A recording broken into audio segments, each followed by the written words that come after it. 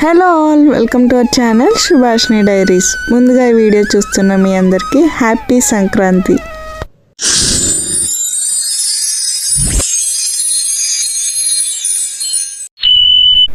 ఈరోజు బ్లాగ్ వచ్చేసి మా సంక్రాంతి సెలబ్రేషన్స్ని మేము ఎలా జరుపుకున్నాం అనేది అయితే ఈ వీడియోలో చూపించబోతున్నాను.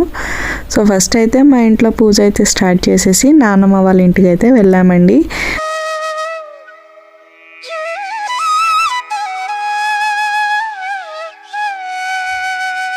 మా నాన్నమ్మ వాళ్ళు ఉండేది ఒక చిన్న పల్లెటూరులో అండి. పల్లెటూరులో సంక్రాంతి పండుగ అనేది చాలా బాగా జరుపుతారు కదా.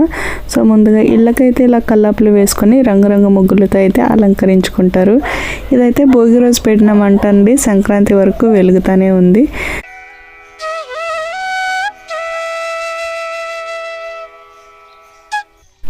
ఇక్కడ చూస్తున్నారు కదా, ఇవైతే పశువుల పాకలండి. సంక్రాంతి రోజు పశువులకైతే ప్రత్యేకమైన పూజ అయితే చేస్తారు. సంక్రాంతి అనేది రైతు పండగ కదా, రైతుకి వాళ్ళు చేసే వ్యవసాయంలో సహాయపడేవి పశువులు ఒకటి. సో అందుకని ఆ రోజు పశువులకి దేవుళ్ళ భావించి వాటికైతే కొత్త బియ్యం అలాగే అలసందలతో ప్రత్యేకమైన వంటకం పులగం చేసి వాటికైతే పెడతారు. అండ్ అలాగే ఇలా పూజ అయిన తర్వాత ఊర్లో చిన్నవాళ్ళు పెద్దవాళ్ళు అందరూ ఇంటింటికి వెళ్ళి ప్రత్యేకమైన గిరిజనుల ఆటలు పాటలు అండ్ అలాగే భక్తి గీతాలు పాడుతూ ఇంటింటికి అయితే వెళ్ళి భజన అయితే చేస్తారండి. ఇలా పాడుతున్న వాళ్ళకి ఏ ఇంటికైతే వెళ్తారో ఆ ఇంటి యజమాని వాళ్ళకి కలిగినంత కాస్త కొన్ని డబ్బులు అలాగే కొత్త బియ్యం వాళ్ళు తయారు చేసుకునే పిండి వంటలు వాళ్ళకైతే ఇస్తారనమాట.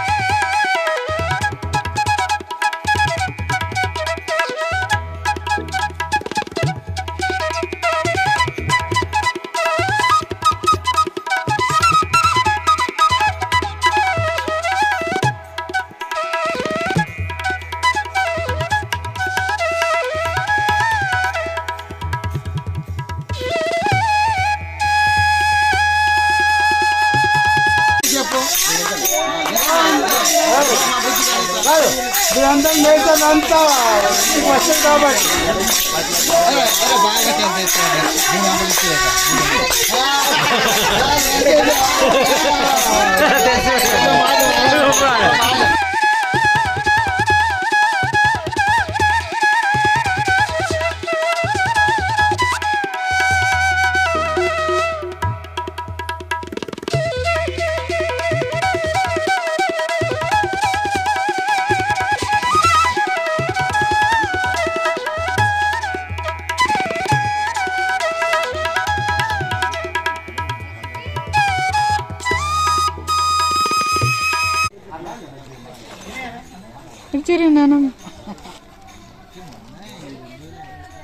హాయ్ చెప్పులే.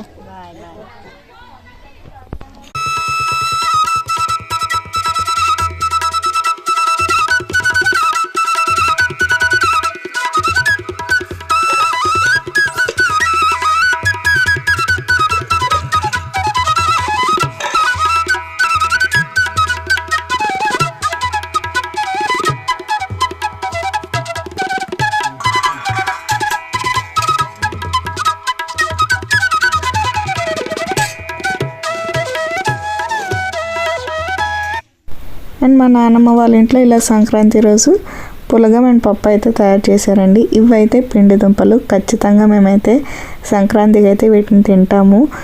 నాకైతే చాలా ఇష్టం అనమాట.